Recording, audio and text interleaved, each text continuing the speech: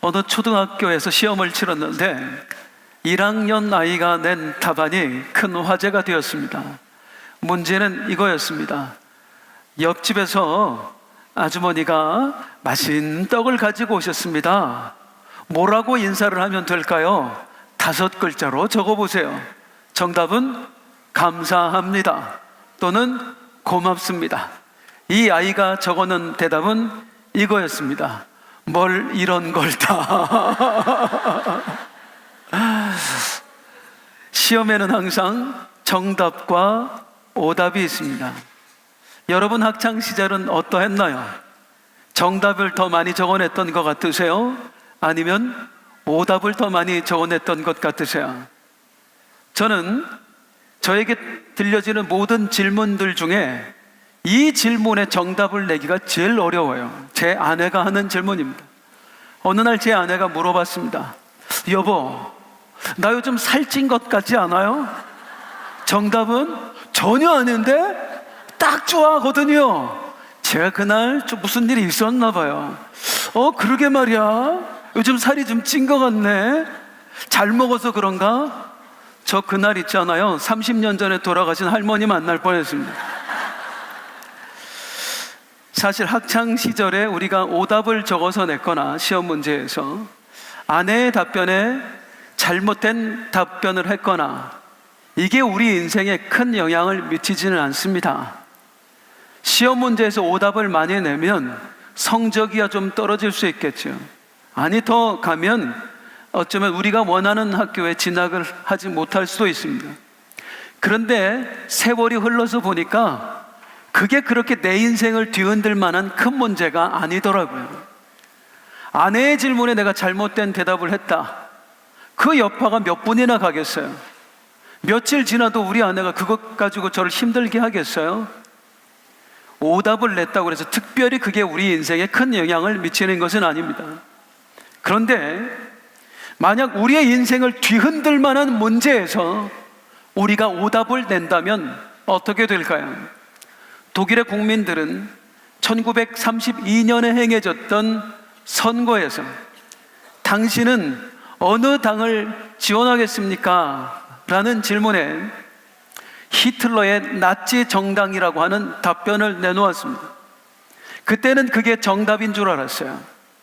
그런데 이 답변이 어떤 결과를 초래했습니까? 히틀러는 세계대전을 일으켰고 독일은 그 전쟁에서 패망하고 맙니다. 이 일로 인해서 독일의 백성들 중에 약 500만 명이 넘는 남자들이 사망을 했고요, 약 200만 명이 넘는 여자들이 강간을 당했습니다. 뿐만 아니라 독일의 전 지역은 초토화되었고 수많은 우수 인력을 외국에 빼앗기고 말았습니다. 그야말로 독일의 국민들은 그날 선거 용지에 적었던 자신들의 답변 때문에 평생을 한탄하며 살았을 것입니다. 이렇게 우리가 어떤 답변을 내느냐에 따라서 우리의 인생을 극과 극으로 나누는 아주 중요한 질문들이 있습니다. 즉, 내가 정답을 내느냐 아니면 오답을 내느냐에 따라서 우리의 인생을 극면하게 가르는 아주 중요한 질문들이 있는 것입니다. 어떤 질문들이 있을까요? 오늘 3가지를 소개해 드립니다. 우리의 인생을 극명하게 가르는, 오답을 내느냐 정답을 내느냐에 따라서 완전히 판이하게 달라지게 만드는 중요한 질문. 첫 번째는 내 인생의 주인이 누구입니까? 라고 하는 질문입니다. 여러분은 인생의 주인이 누구라고 생각하십니까? 제가 학창시절에 이런 노래가 있었습니다. 내 인생은 나의 것, 내 인생은 나의 것. 혹시 그 노래 아시나요? 이 노래 아시면 연식이 좀 되신 겁니다. 내 인생은 내 거지. 이건 사람들의 일반적인 생각입니다. 저는 영국의 어느 버스에 붙어있던 외벽 광고를, 문구를 사진으로 본 적이 있습니다. 거기에는 이렇게 쓰여져 있었습니다. 아마도 신은 없을 것입니다. 걱정하지 말고 당신의 인생을 즐기십시오. 정말로 신이 없을까요?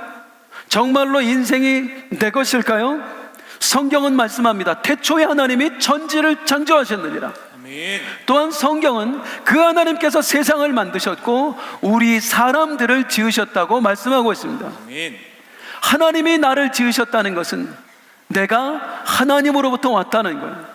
하나님으로 인해서 내가 존재했다는 것입니다. 즉 그분이 나의 주인이신 겁니다. 아멘. 어쩌면 이렇게 반문하실 수도 있겠습니다. 아니 그건 성경에 나오는 얘기잖아요. 기독교 경전에나 나오는 이야기가 어떻게 사실이 될 수 있습니까? 성경은 사실입니다. 성경을 제대로 알면 안 믿을 수가 없어요. 성경에 다니엘서라고 하는 책이 있습니다. 이 다니엘서는 그때로부터 약 400년에서 500년 후에 있게 될 세계 역사가 고스란히 예언되어 있습니다. 어떤 내용이냐? 바벨로니아를 무너뜨리고 페르시아 제국이 들어설 것을 예언하고 있습니다. 이 거대한 페르시아 제국이 알렉산더 대왕의 헬라 제국에 무너질 것도 예언되어 있습니다. 알렉산더 대왕이 갑자기 급사를 하고 그 헬라 제국이 4개의 나라로 쪼개질 것이 예언되고 있고요, 이 4개의 나라가 수백 년 동안 서로 싸울 것이 예언되어 있고요, 그 중에 2 나라는 결혼 동맹을 맺는 것까지 이미 다 예언이 되어 있습니다.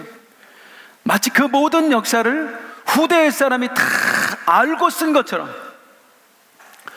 모든 세계 역사가 이미 다 예언이 되어 있는 것입니다. 무려 400에서 500년 전에. 성경이 거짓말이라고요? 그건 성경을 모르기 때문에 하는 말입니다. 성경을 진짜로 하면, 진짜로 제대로 알면 성경을 안 믿을 수가 없어요. 이 성경이 진짜로구나 하고 고백할 수밖에 없어요. 진짜인 성경이 우리에게 가르쳐주는 것은 이 세상은 하나님이 만드셨다, 그리고 너 또한 하나님이 만드셨다, 즉 하나님께서 나의 주인이라고 가르쳐주고 있는 겁니다.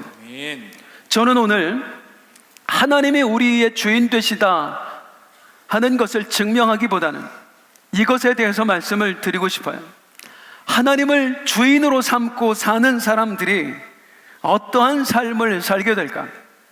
성경에는요, 하나님을 주인으로 삼고 사는 사람들에게 우리 하나님이 주신 약속이 기록되어 있습니다. 이사야 41장 10절 말씀 같이 한번 읽어보겠습니다. 시작. 두려워하지 말라, 내가 너와 함께함이라. 놀라지 말라, 나는 내 하나님이 됨이라. 내가 너를 굳세게 하리라. 참으로 너를 도와주리라. 참으로 나의 의로운 오른손으로 너를 붙들리라. 이 약속들이 우리 그리스도인들의 삶에 끊임없이 이루어지고 있는 것입니다. 하나님을 주인으로 삼고 사는 사람들에게 우리 주인 되신 하나님께서 내가 너를 붙들어 줄 거야, 내가 너를 지켜줄 거야, 내가 너와 함께 할 거야, 이 약속을 이루어내시는 겁니다.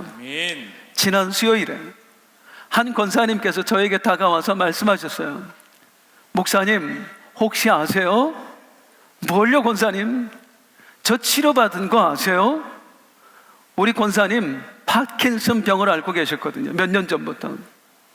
파킨슨 병은 현대의학으로도 치유가 거의 불가능한 병입니다. 그런데 우리 권사님께서 치료받으셨다는 얘기를 하는 거예요. 네 권사님? 지난 2월에 우리 교회에서 치유 집회 있었잖아요. 우리 교회 치유 집회 있었거든요. 함께 모여서요. 그때 하나님께서 내 병을 치료해 주셨어요. 병원에 갔더니 의사가 완치되었다고 얘기를 해줬어요. 할렐루야. 하나님을 주인으로 섬기며 사는 사람들에게는 주인 되신 하나님께서 수많은 기적으로 화답을 해주십니다. 여기 있는 이 목사 역시 하나님이 살아계시다고 하는 것의 증거입니다. 저는 의사로부터 앞으로 못 걷게 될 거라는 진단을 받았었습니다. 또한 저는 우울증과 공황장애로 인해서 10여 년 이상 매일 죽음만 생각하며 살던 사람입니다. 몸도 마음도 다 망가져서 소망이라고는 하나도 없는 인생이 바로 저의 인생이었습니다. 그런 저에게 우리 주님이 찾아와 주셨고, 그 주님 앞에서 저는 당신이 나의 주인이십니다, 이제 당신만을 위해 살겠습니다 라고 결단했고, 그 주님께서는 저를 괴롭혔던 모든 질병으로부터 저를 해방시켜 주셨습니다. 저는 몸과 마음을 괴롭혔던 그 모든 질병에서 지금 완전한 자유를 얻고 있습니다. 절망뿐이었던 제 인생에 소망의 꽃이 핀 것입니다. 사랑하는 여러분, 여러분의 인생의 주인은 누구라고 생각하십니까? 내 인생의 주인은 누구입니까? 라고 하는 질문에 여러분은 어떤 대답을 내놓으시겠습니까? 정답을 내놓느냐, 오답을 내놓느냐에 따라서 내 인생을 극명하게 갈라놓는 또 하나의 중요한 질문은 내 인생은 어떻게 될까라고 하는 질문입니다. 여러분, 우리의 인생은 장차 어떻게 될까요? 현대의학의 발달로 인해서 이제 인간의 평균 수명은 100세를 넘어갈 거라고 얘기합니다. 실제로 제가 요즘 장례식장에 가보면은요, 90세 넘으신 분들 심심치 않게 볼 수 있습니다. 어쩌면 향년 110세, 향년 120세 이런 말들이 자연스럽게 나올 때가 곧 오게 될 겁니다. 그런데 여러분, 곰곰이 한 번만 생각해 보시죠. 향년 110세, 향년 120세 엄청나게 대단한 것 같지만 지금보다 20년에서 30년 더 사는 겁니다. 조금 더 사느냐, 조금 덜 사느냐의 차이일 뿐이지 이 세상에서 영원히 살 수 있는 사람 아무도 없습니다. 모든 사람은 반드시 언젠가 이 세상을 떠나게 되어 있습니다. 그렇다면 중요한 것은 그 이후에 어떻게 되느냐 하는 거야. 90년을 살고 난 다음에 나는 어떻게 되느냐, 100년을 살고 난 다음에 나는 어떻게 되느냐. 사람은 이렇게 구분할 수 있겠더라고요. 내세를 믿는 사람과 내세를 믿지 않는 사람, 다음 생이 있다는 것을 믿는 사람과 믿지 않는 사람. 오늘 예배하는 우리들이야 다음 생이 있다고 믿지만 세상 사람들 중에는 그런 게 어딨냐고, 한 번 사람이 죽으면 끝이지 아무것도 남는 게 없지 무슨 다음 생이 있느냐고 말하는 사람들도 있습니다. 그런데 참 신기한 거 있잖아요. 저는 목사이기 때문에 장례식장에 아주 자주 갑니다. 평균 일주일에 한 번은 가는 것 같아요.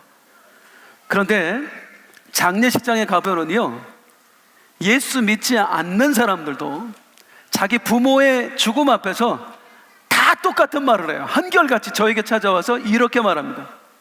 목사님, 저희 아버지 좋은 데 가셨겠죠?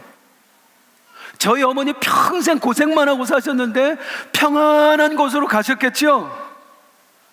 다 그렇게 얘기해요. 에이, 우리 엄마 죽었으니까 끝난 거야, 이제 흔적도 없이 사라진 거야, 이렇게 말하는 자식 전 한 명도 못 봤습니다. 사람의 마음속에는요, 본능적으로 내세에 대한 믿음이 심겨져 있습니다. 사람은 본능적으로 신의 존재를 느끼며 살아갑니다.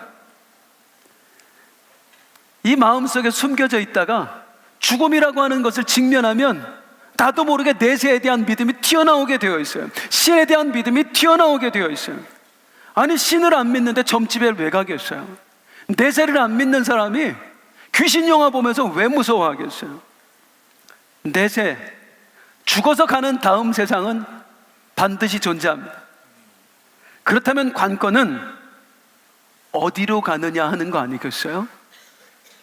사람이 제일 두려워하는 것은 죽음입니다. 아까도 봤지만 드라마에서 의사의 말 한마디, 환자분 마음의 준비를 하셔야 되겠습니다. 이 말 한마디에 마음이 와르르 무너져 내리는 게 우리 사람들입니다. 사람은 죽음을 굉장히 두려워합니다. 그런데 우리 기독교인들은 달라요. 우리는 죽음을 두려워하지 않습니다. 왜요? 우리는 믿거든요. 예수 믿는 사람은 천국에 간다. 그리고 천국에 가서 영원히 산다. 아멘. 우리는 이것을 믿는 사람들이거든요. 아멘. 그 믿음을 가졌던 한 분의 이야기를 여러분들에게 해드리겠습니다. 제가 참 사랑했던 집사님이십니다. 제가 교구를 맡아서 사역을 할 때 우리 교구원이었어요. 이 집사님께서는 척수암으로 소천하셨습니다. 집사님께서 마지막 투병을 하고 있을 때 우리 아내 집사님에게 전화가 왔어요. 목사님, 우리 남편이 위독합니다. 한번 와주실 수 없겠어요? 당장 달려갔습니다. 그때 아마 코로나 시작된 지 얼마 안 됐을 때였어요. 병원 1층에서 만나서 명찰을 교대를 했어요. 한 사람밖에 면회가 안 됐어요. 그리고 병실이 몇 호실인지 물어보고 병실로 올라갔더니 세상에 병실에 갑자기 침대가 없어진 거예요. 아니 그 사이에 돌아가셨나? 너무 놀라서 간호사한테 달려갔어요. 몇 호실 환자분 지금 어디 가셨냐고, 무슨 일이냐고 그랬더니 지금 좀 위독하셔서 집중치료실로 방금 옮겼습니다. 그래서 집중치료실에 가봤더니요, 온갖 의료기구를 몸에 주렁주렁 달고 계세요. 복수가 차서 배가 남산만큼 불렀어요. 그리고 눈을 감은 채로 그 모습을 보는데 얼마나 마음이 아파야죠. 한참을 바라보다가 조용히 손을 잡았어요. 근데 움찔하시더라고요. 누구십니까? 집사님, 목사예요. 아이고 목사님, 여기까지 어떤 일이세요? 어쩐 일이군요. 집사님 보고 싶어서 왔지요.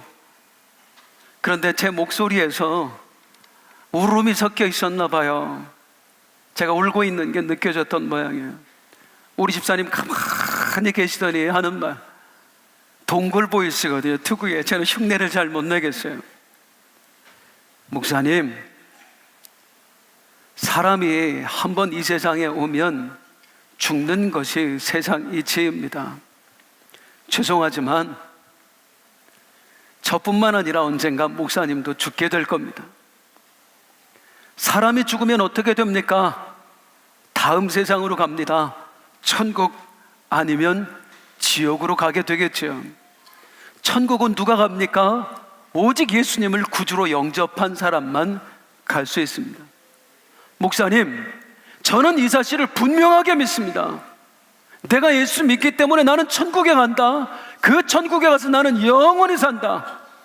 그걸 믿기 때문에 나에게는 이 죽음이 두려움이 아니라 소망입니다. 그저 딱 한 가지 아쉬움이 있다면, 주님이 허락해 주시면 내가 우리 빛나교회 성도님들 앞에서 하나님이 나를 치료해 주셨다고 간증하고 싶었습니다. 그런데 그것마저 주님이 허락하시지 않는다면 이것 또한 주님의 뜻이겠죠. 저는 여한이 없습니다. 그리고 저에게 손을 오히려 꽉 잡으면서 목사님 기도해 주세요 하는 거예요. 그래서 우리 집사님을 위해 기도를 해드렸습니다. 그리고 집사님이 힘내세요, 다음에 또 올 거예요. 그러니 아니요, 오지 마세요. 절대로 오지 마십시오. 큰일 하시는 분이 자꾸 시간 내서 오지 마시고 우리 나중에 천국에서 만납시다. 그리고 왔어요. 일주일 있다가 우리 집사님 병실에서 옆에서 병간호하고 계신 아내분에게, 여보, 우리 주님이 마중을 나오셨네. 나 우리 주님과 잠깐 대화를 나눠야겠으니까 자리 좀 비켜주겠어? 우리 아내 집사님이 자리를 비켜줬대요. 한참 주님과 대화를 나누더니 이제 다시 오라고. 여보, 그동안 내 아내로 살아줘서 정말로 고맙소. 두 딸과 함께 남은 인생 행복하게 살다가 우리 주님 나라에서 다시 만납시다. 그리고 얼마 있다가 우리 집사님 아주 평안한 모습으로 주님 품에 안기셨습니다. 여러분에게는 이 죽음이 어떻게 느껴지십니까? 너무나 고귀하지 않아요? 너무나 아름답지 않습니까? 너무나 멋진 죽음 아니에요? 그런데 이런 죽음은요, 오직 인생의 결말을 아는 사람, 그리고 인생의 결말에 정답을 적어낸 사람만이 느낄 수 있는 특권입니다.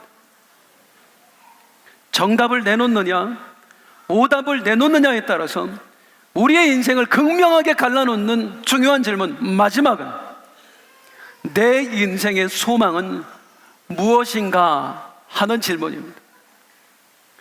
사랑하는 여러분, 내 인생이 우리 주님이시라면, 내 인생의 결말이 하늘이라면 과연 우리는 무엇을 소망하며 살아야 되는 걸까요? 우리는 이 땅에서 무엇을 바라보며 살아야 되는 걸까요? 두 사람을 소개해 드리겠습니다.